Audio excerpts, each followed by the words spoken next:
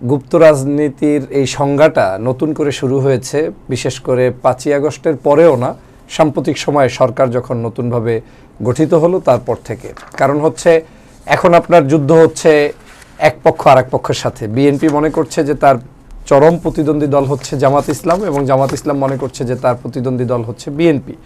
এখন যখন জামাত ইসলাম রাষ্ট্র ক্ষমতায় যাওয়ার কথা সারা বাংলাদেশের গণমানুষের রায়, এবং সেটা যে কোনোভাবেই হোক ইঞ্জিনিয়ারিং করে তাদেরকে যেতে দেওয়া হয়নি, সেই জায়গা থেকেই জামাত সাধারণত এটা মেনে নিতে পারছে না যে এই সরকার কোনোভাবে তাদের উপরে অতিরঞ্জিত চাপ সৃষ্টি করুক কিংবা তাদের কাজে বাধা প্রদান করুক। আর তখন বিএনপি মনে করছে যে জামাতকে যদি কোণঠাসা করতে হয় তাহলে কিছু শব্দ চয়নের আবিষ্কার করতে হবে, এবং যেমনটা শেখ হাসিনা আগে করতো, যেমন রাজাকার, আল বদর, আল শাম, যদিও এখনও কেউ কেউ করা শুরু করে দিয়েছে। শেখ হাসিনার সেই সুন্নত জারি রাখছে বর্তমান সংসদে অনেক সংসদ সদস্য। যেমন আপনি জানেন যে গতকালকেও দেখলাম একজন সংসদ সদস্য নিজেকে দাবি করছেন যে তিনি একজন বীর মুক্তিযোদ্ধা, কিন্তু আমি তার অঞ্চলের লোকের কাছেই শুনেছি তিনি মুক্তিযোদ্ধা হিসাবে, যে হিসাবে আমরা মুক্তিযোদ্ধা মনে করি, যে যুদ্ধে অংশগ্রহণ করেছেন, রাইফেল হাতে অস্ত্র নিয়ে লড়াই করেছেন, সেটা কিন্তু সেই ফজলুর রহমান সাহেব করেননি। ওই ব্যক্তিদের মুখ থেকে এখন নতুন করে সংসদে আবার বিরোধী পক্ষকেও কিন্তু বলা হচ্ছে রাজাকার, আল বদর, আল শামস, এবং এটা বলে আবার কারো কাছ থেকে তালি নেওয়া হচ্ছে।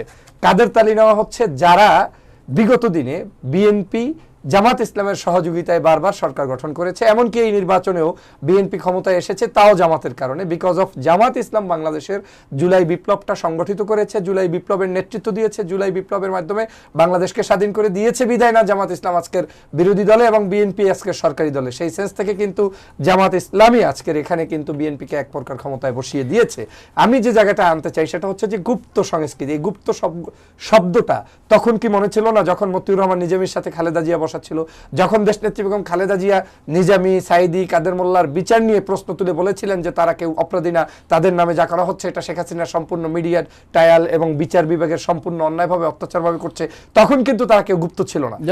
তাহলে আপনি বলছেন বিষয়টা আসলে অতিরঞ্জিত। অতিরঞ্জিতই না শুধু, এটা একটা রাজনৈতিকভাবে সম্পূর্ণভাবে অন্যায়ভাবে এবং শেখ হাসিনার দেওয়া একটা রেওয়াজ চালু রেখেছে। আপনি কি মনে করছেন ফজলুল, গত 17 বছর আমরা দেখেছি আওয়ামী লীগ সরকার আসলে বিরোধী পক্ষকে দমন করার জন্য রাজাকার শব্দ ব্যবহার করতো সবসময়, অর্থাৎ বিরোধী দলকে দমন করার জন্য বা বিরোধী যেই থাকতো তাকে দমন করার জন্য শব্দগুলো, স্বাধীনতা বিরোধী এই শব্দগুলো কিন্তু প্রচার করতো। আপনি কি মনে করছেন একই কায়দায় এখন বিরোধী দলকে দমন করার জন্য গুপ্ত শব্দ ব্যবহার করা হচ্ছে? কারণ বিএনপি যদি জনগণের রায়ে ক্ষমতায় চলে আসতে পারত তাহলে এই ধরনের শব্দ চয়ন হয়তো তারা যেত না।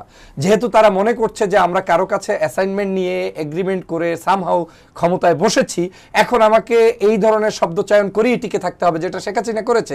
কারণ যে ব্যক্তি নিজের পায়ের তলায় মাটি থাকবে সে কখনোই অন্যের উপরে অতিরঞ্জিত এই ধরনের শব্দ চয়ন করবে না, কারণ সে লিগ্যালি প্রুফ করবে যে আমি রিয়েলি ক্ষমতায় আছি। আমার বিএনপির সেই জায়গা থেকে আমার মনে হচ্ছে যে ক্ষমতায় যেহেতু এসেছে তার ভদ্রতা, আরেকটু মাধুর্যতা, আরেকটু সহনশীলতার প্রয়োজন ছিল, যেটা হয়তো তারা দেখাতে পারছেন না। বিশেষ করে বিএনপির অতিরঞ্জিত কিছু নেতা যারা 5ই আগস্টের পরে জন্ম হয়েছে।